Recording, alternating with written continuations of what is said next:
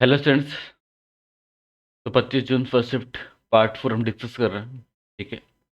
और जिसमें जो क्वेश्चन है क्वेश्चन नंबर 13, 14, 15, 16 हम डिस्कस करेंगे। क्वेश्चन नंबर 13 में लिखा हुआ है कि A B C with the length of sides of triangle triangle A B सी।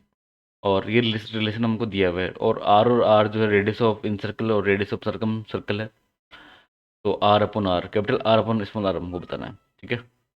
तो इस इक्वेशन में हम इतना कर सकते हैं कि अगर हम इन सबको ऐड करें, ठीक है, तो ये हो जाएगा 2 times of A plus B plus C divide by 9 and 7 16 और 8 24।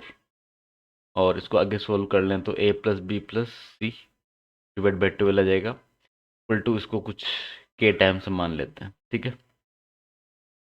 तो यहाँ sir A plus B plus C equal to 12 के आ गया। ठीक है। और A plus B equal to 7 के आ जाएगा। ठीक है। तो कैसा है, इसको इक्वेट कर दी, है ना। ए प्लस बी डिवाइड बाई 7 को भी के इक्वेट कर दिया। फिर सिमिलरली इसको कर देंगे के इक्वेट, और इसको भी के इक्वल कर देंगे। तो यहाँ से ए प्लस बी इक्वल टू 7 के भी मिल गया, बी प्लस सी आ जाएगा 8 के, एंड ए प्लस सी आ जाएगा 9 के टाइम्स। ठीक है।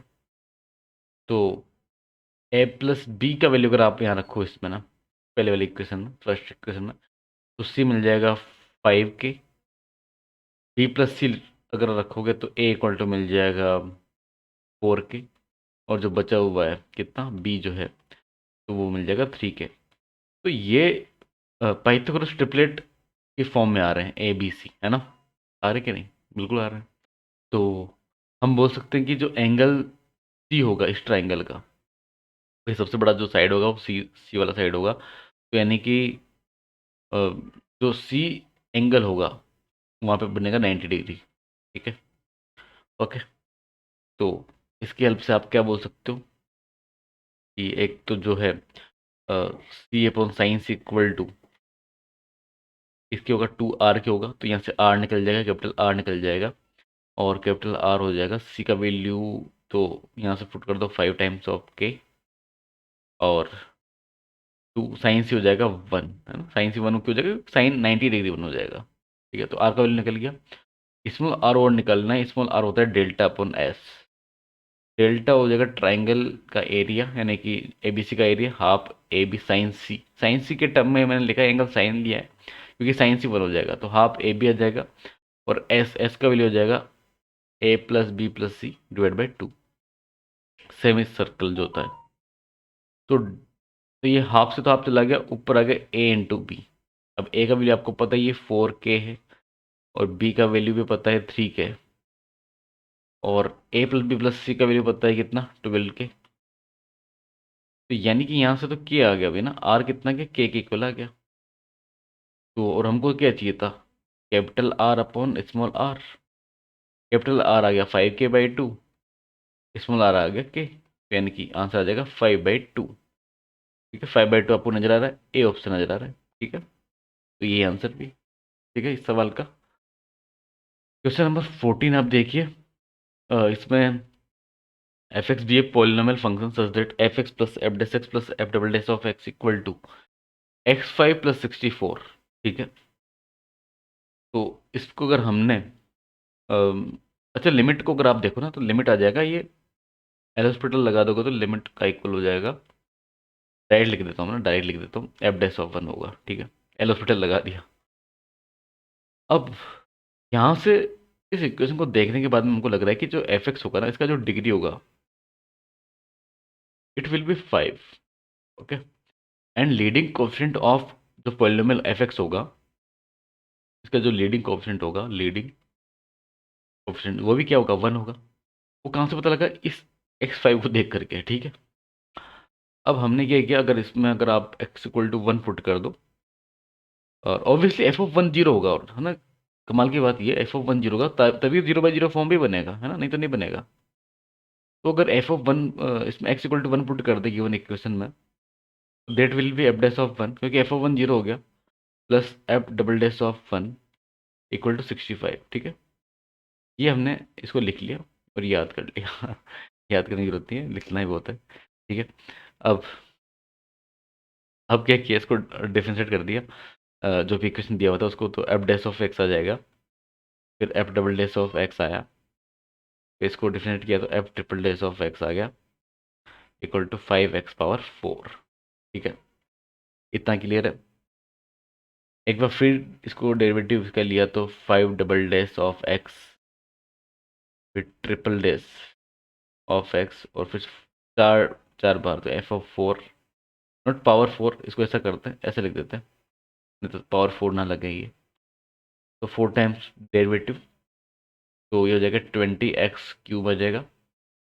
एक बार फिर किया इसको, तो 3 बार तो ये आ गया, ये 4 टाइम हो जाएगा, ये 5 टाइम आ जाएगा डेरिवेटिव, और ये आ जाएगा 60x²। अब इन दोनों इक्वेशन को आप क्या कर दो, सब्ट्रैक्ट कर दो, है ना। इसको अगर हम, जैसे कि इसको 1 बोल दो, इसको 2 बोल दो, सेकंड में से फर्स्ट को माइनस किया, है ना। तो माइनस करने से क्या मिलेगा, सेकंड से मिल जाएगा, F4 से तो ये चला जाएगा, और ये 3 से ये भी चला गया, तो ये मिलेगा F5 ऑफ एक्स, और फिर minus F double dash of X equal to 60x² minus 20x³। ठीक है, अब F5 ऑफ एक्स का वैल्यू क्या होगा भाई, हमने बोला था कि जो f ऑफ x है उसका मैक्सिमम डिग्री 5 है। ठीक है, तो मान लो कि एफ एक्स कितना आएगा, 5x⁴ था। फिर जब एक बार इसका डेरिवेटिव किया तो ये कितना आ गया, सॉरी 5x⁴ x⁴ था, ये देगा 5x⁴। तो इस तरह से जब आप डेरिवेटिव करते रहोगे, इसका 5 बार जब डेरिवेटिव करेंगे, ठीक है, तो ये ओनली इतना बचेगा कि 5 फैक्टोरियल, ठीक है, 5 फैक्टोरियल बचेगा ये 5 बार करने के बाद में ना। तो मतलब कॉन्स्टेंट पॉलिनोमियल आ जाएगा एक, ऐसा हम बोल सकते हैं। ठीक, कॉन्स्टेंट पॉलिनोमियल बन जाएगा उसका 5 बार डेरिवेटिव करने के बाद में, तो 120 इसका वैल्यू होगा। ठीक है, x इक्वल टू 1 अगर इसमें पुट कर दें, तो ये एफ डबल डैश ऑफ 1 आ जाएगा, इक्वल टू 60 - 20, यानी कि एफ डबल डैश ऑफ 1 का वैल्यू हो जाएगा 120 माइनस कितना 40, और कितना होता है 80 होता है। तो एफ डबल डैश ऑफ 1 हमको चाहिए था, जो कि 80 हम यहाँ पुट कर देंगे, कहाँ पर, यहाँ पर, और हमको एफ डैश ऑफ 1 मिल जाएगा। ठीक है भाई, हमको एफ डैश ऑफ 1 चाहिए था, इस लिमिट का वैल्यू एफ डैश ऑफ 1 ही आ रहा था, तो एफ डैश ऑफ 1 का वैल्यू हमको कितना मिला, यहाँ से मिल गया -15, है ना। 65 - 80, तो -15, ए ऑप्शन इसका भी आंसर है, 14 का भी। ठीक है, ये सवाल आप देखिए, इसमें क्या लिखा हुआ है, एक्स कोस माइनस साइन एक्स। तो इसमें हमने क्या किया, मतलब इस टाइप से इक्वेशन तो आपको नजर आ ही रहा है, और इसको सोल्व करने के लिए हमने इसको कर दिया डिफरेंशिएशन बोथ साइड्स, है ना।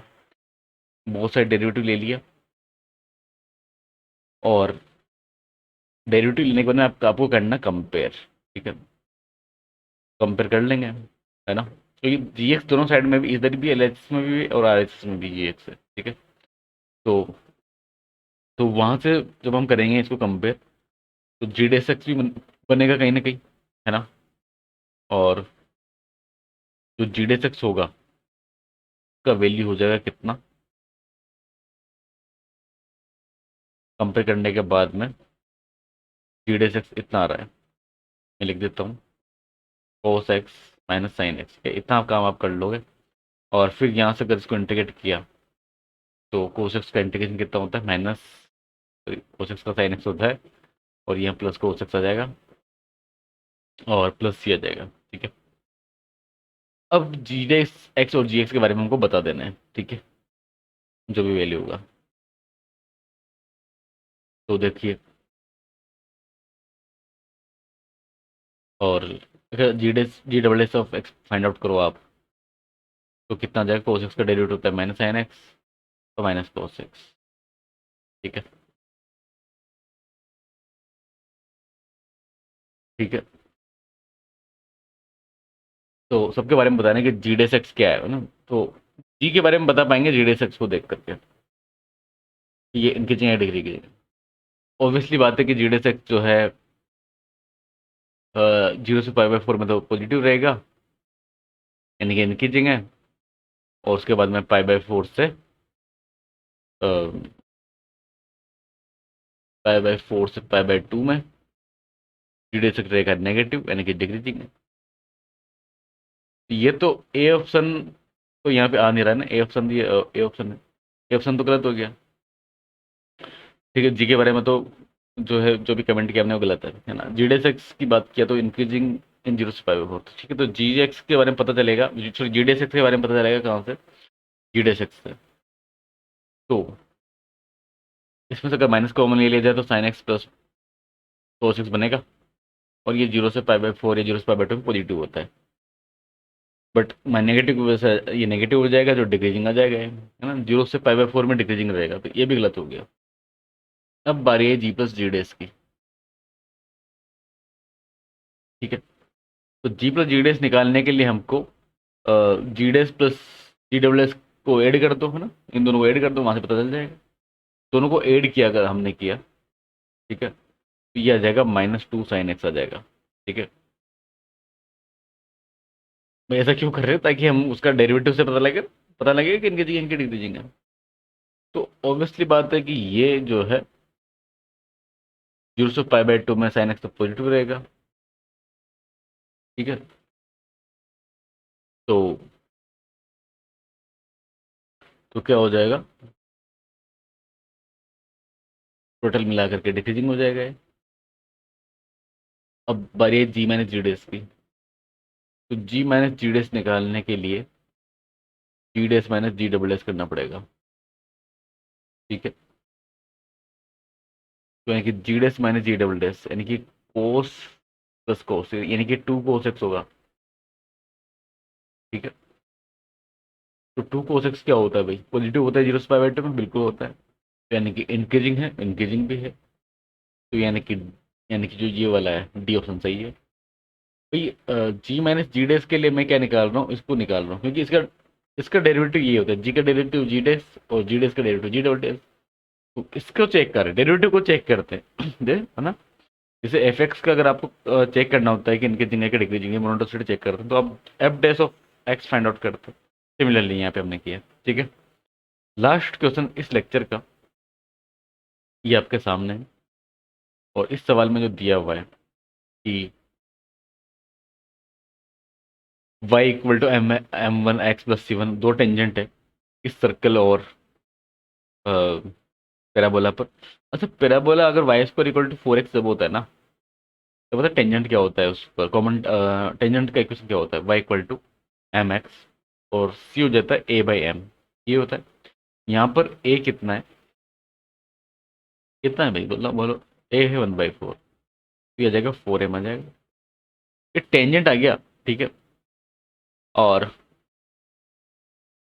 ये कॉमन टेंजेंट है किसके, सर्कल पर भी, ठीक है। अच्छा, सर्कल पे भी टेंजेंट है, तो इस सर्कल पे मान लो ये टेंजेंट जा रही है, तो क्या होगा, अगर आप यहाँ से के सेंटर से ड्रॉ कर दो इस पर परपेंडिकुलर, तो ये रेडियस के इक्वल आएगा इस टेंजेंट पर, ठीक है। तो किया हमने, तो ये हो जाएगा माइनस का 1/4m, ठीक है। Coefficient of x² plus coefficient of y², यानी कि 1 + m²। इस पूरे का मोड लगा दिया, क्योंकि डिस्टेंस है इक्वल टू रेडियस, रेडियस कितना है इसका, √2 है। दोनों साइड में स्क्वायर भी कर दिया, तो ये हो जाएगा 16m² equal to 2 times of 1 + m², ठीक है। और अगर इसको फिर से क्रॉस मल्टीप्लाई कर दिया जाए, ठीक है, तो 32m⁴ plus 32m² -1 equal to 0। यहाँ से m² हमको निकालना है, तो वो कितना हो जाएगा -32 प्लस माइनस 32 का स्क्वायर आ जाएगा, minus minus minus plus 4a × c, 32 ये आ गया डिवाइड बाई 64 आ गया। यहाँ से m² अगर फिर से सिंप्लीफाई करें इसको, -32 रहने दो, अभी तो कोई दिक्कत नहीं है। 32 और देखो 32 और × 2 64 होता है, वो अगर बाहर ले ले तो उसका स्क्वायर रूट हो जाता है 8। तो यहाँ पर एक तो 32 तो बाहर आ गया और एक 2 भी बाहर आ गया, तो बचा क्या इसमें, 16 बच गया, 16 का ठीक है, एक मिनट एक मिनट। तो इसमें 32 इंटू हमने क्या लिखा है इसमें 32, मतलब 32 को लिख दिया 16 इंटू टू, तो हमने बाहर ले लिया 32 इंटू टू, तो 16 बच गया ना, 16 बच गया इसमें। फिर प्लस, तो एक टू और बच गया अंदर। ठीक है, और डिवाइड बाई ये आ जाएगा, डिवाइड बाई ये आ जाएगा 64। ओके, अब इसमें क्या कर सकते हो, एम स्क्वायर इक्वल टू 8 से काट दो इसको ना, 8 से काट दो, कैंसिल कर दो, तो -4 प्लस माइनस 18 को लिख दिया 3 इंटू 2, सो 9 इंटू 2 यार, तो रूट के अंदर आ जाएगा 2, बाहर आ जाएगा 3, और यहाँ बच जाएगा 8। ठीक है, इतना समझ में आया। अब यानी कि यहाँ पर देखो, नेगेटिव वाला तो आप ले नहीं सकते एम स्क्वायर में, पॉजिटिव वाला लेना पड़ेगा। ठीक है, तो एम स्क्वायर में आपने पॉजिटिव वाला ले लिया, यानी कि -4 3√2 डिवाइड बाई 8 ले लिया। अब एम का दो वैल्यू फिर से आएगा यहाँ पर, कौन सा दो वैल्यू, तो वैल्यू आएगा कौन कौन सा, m1 आ जाएगा इसमें -4 प्लस 3√2 8, और इसका रूट में प्लस, और m2 के लिए अगर करना है आपको ना, m1 और m2 के लिए करना है तो उसमें बार माइनस दे देना, बात खत्म। ठीक है, और m1 m2 को मल्टीप्लाई करके 8 से मल्टीप्लाई कर दो, तो ये आ जाएगा 3√2, अच्छा 3√2 -4 आ जाएगा, सिंपल सी बात है बस, √2 -4 है ना भाई। m1 m2 को मल्टीप्लाई किया, हम ये वैल्यू चाहिए हमको ना, 3√2 -4 ही आएगा। m1 m2 को मल्टीप्लाई किया, 8 से मल्टीप्लाई कर देंगे, तो जो रूट में 8 है वो m1 m2 को दो बार मल्टीप्लाई जब करेंगे ना, m1 भी किया फिर m2 भी किया, मल्टीप्लाई किया, तो वो 8 बन जाएगा, √8 का 8 हो जाएगा, तो ये आंसर आ जाएगा फाइनली। सी ऑप्शन इसका आंसर एकदम सही है। ठीक है, तो इस लेक्चर में अभी के लिए इतना ही है ना, और बहुत जो है क्वेश्चंस अच्छे लेवल के हैं ये क्वेश्चंस जो है, कुछ बचे हुए क्वेश्चंस भी हैं उनको भी हम डिस्कस करेंगे नेक्स्ट लेक्चर में। तो अभी के लिए इतना ही, मिलते हैं फिर नेक्स्ट लेक्चर के अंदर। ठीक है, ओके।